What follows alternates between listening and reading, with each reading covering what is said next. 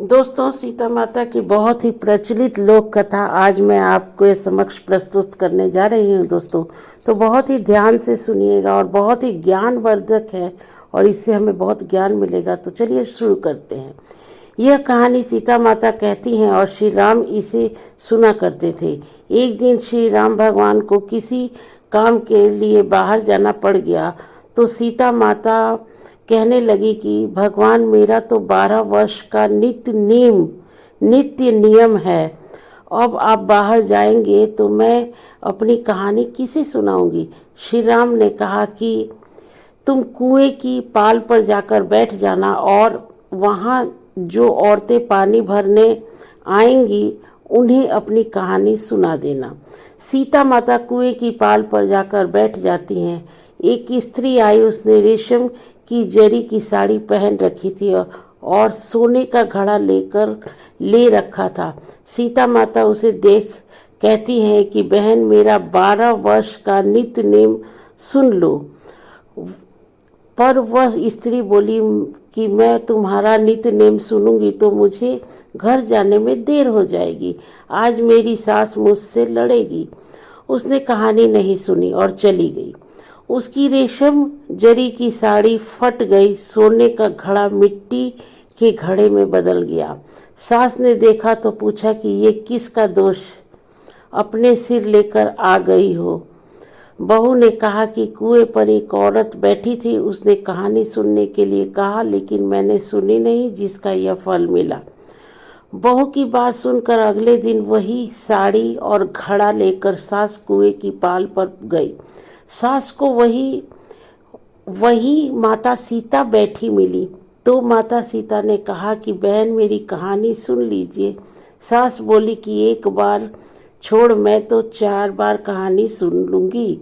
राम आए, लक्ष्मण आए, के पुजारी आए, नित नेम का नेम लाए। आओ राम, बैठो राम, तपी रसोई जियो राम, माखन मिश्री खाओ राम, राम दूध बताशा पियो राम, सूत के पल का मोठो राम, शाल दुशाला पीट पोठो राम, शाल दुशाला ओढ़ो राम, जब बोलू राम ही राम, राम सवारे सबके काम, खाली घर भंडार भरेंगे, सबका बेड़ा पार करेंगे।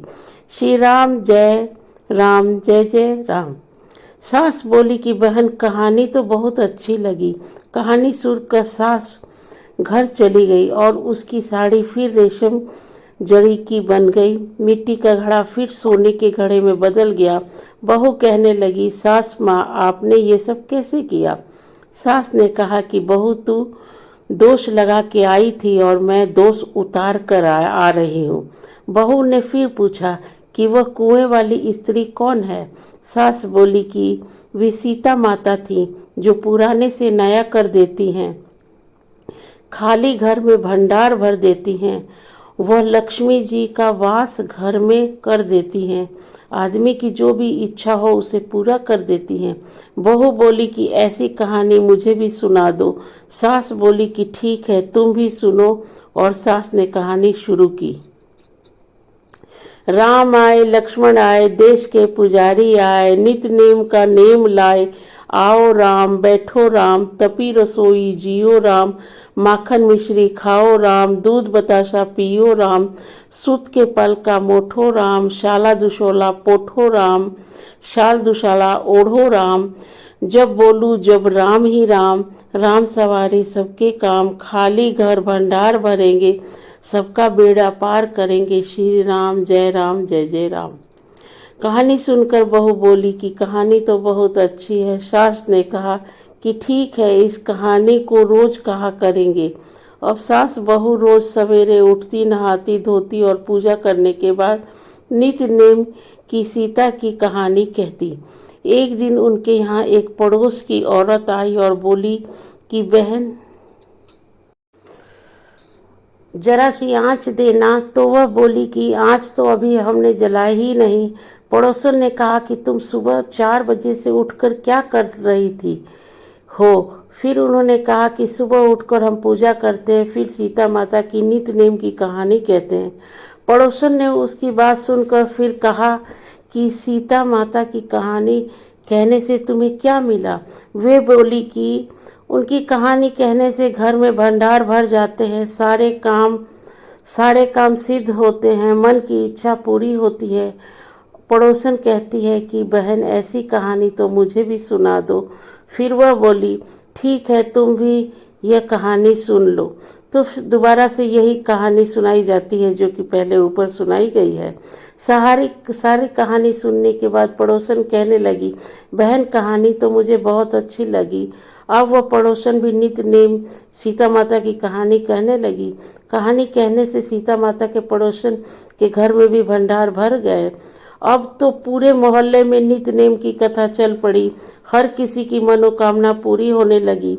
हे सीता माता, जैसे आपने उनके भरे भंडार वैसे ही आप हमारे भी भंडार भरना, कहानी सुनने वाले के और कहानी कहने वाले के भी।